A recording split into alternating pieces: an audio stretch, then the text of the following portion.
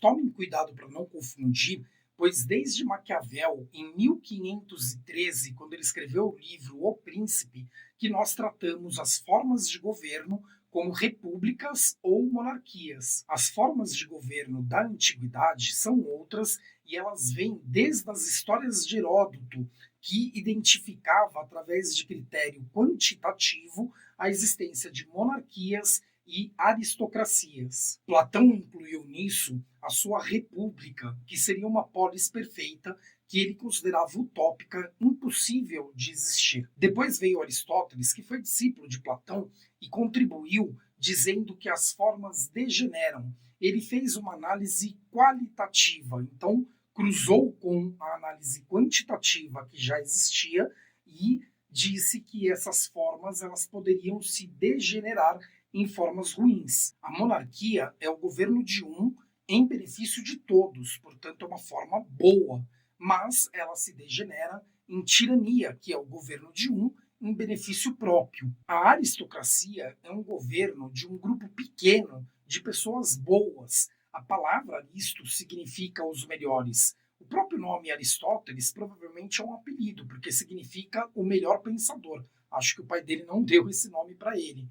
Mas, continuando, essa aristocracia, se é um grupo de pessoas boas, vai governar em benefício de todos. Só que ela se degenera em uma oligarquia. Olígonos, ao contrário, quer dizer os piores. E daí, na oligarquia, você tem um grupo pequeno de poucas pessoas ruins que governam em benefício próprio. Eu quero gravar um vídeo extra nesse módulo só para contar a história da nossa oligarquia do café com leite aqui do Brasil. Ela é riquíssima para vocês entenderem inúmeros conceitos de direito constitucional. Não percam. Voltando para Aristóteles, ao contrário do Platão, ele acreditava que era possível sim uma polis perfeita, que ele chamava de verdadeira politeia, que seria uma polis em que todos os grupos, todas as classes funcionassem direitinho, que todo mundo fizesse a sua parte sem reclamar. Isso seria um governo de muitos em benefício de todos. Só que essa polis perfeita, ela se degenera em democracia. Mas calma, Aristóteles não é um inimigo da democracia, muito pelo contrário. A questão é tão somente o uso da palavra.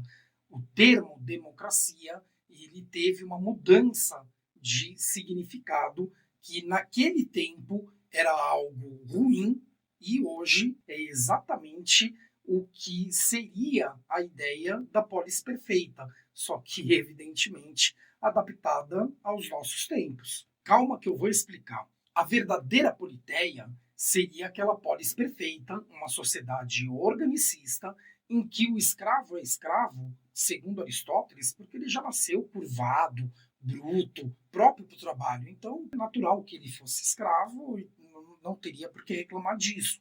O soldado, ele é soldado e compete a ele defender a polis. O professor, ele que capacita os seus alunos para que tomem as decisões da polis. O professor não toma decisões dentro da polis. Ele gasta o tempo dele preocupado com a didática, a forma como ele vai ensinar os seus alunos a tomar boas decisões.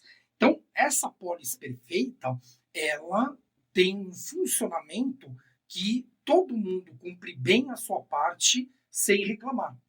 E o que acontece? Vem um demagogo, vai lá e fala, ué, por que é você que está trabalhando aí feito louco, sendo escravizado, enquanto tem aquele gordo ali naquela banheira, sendo massageado, fumando, dando risada? Daí vai pro soldado e fala, ué, por que você que morre pela polis e não aquele gordo que está na banheira?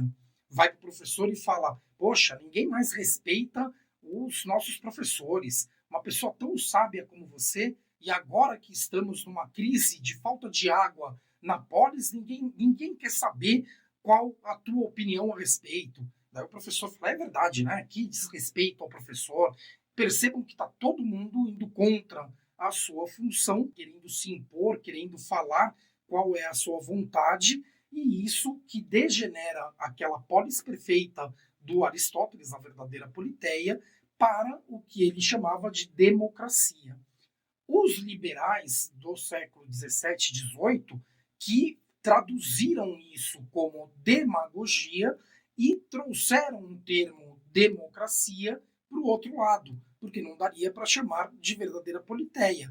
Então, eles criam toda uma ideia de democracia para convencer o povo a lutar contra a monarquia absolutista, dizendo que o governo ideal, que o mundo dos sonhos, que aquela sociedade perfeita, como o Aristóteles descrevia, seria a democracia. E essa tradução veio até os dias atuais, o que prejudica bastante a compreensão da própria lógica do que o Aristóteles estava falando. E olha lá a nossa abelhinha sendo a grande responsável pela destruição dessa polis perfeita. Depois ainda vem o Políbio e, olhando para a Roma antiga, identifica a forma mista que, segundo ele, não iria degenerar.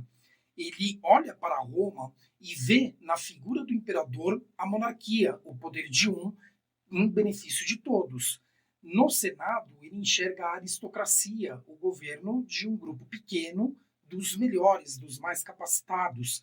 E nos tribunos, ele identifica o poder de muitos que estavam ali tomando decisões a respeito dos conflitos existentes dentro da Roma antiga. E ele considerava que essa forma mista não iria degenerar porque um iria impedir os abusos do outro.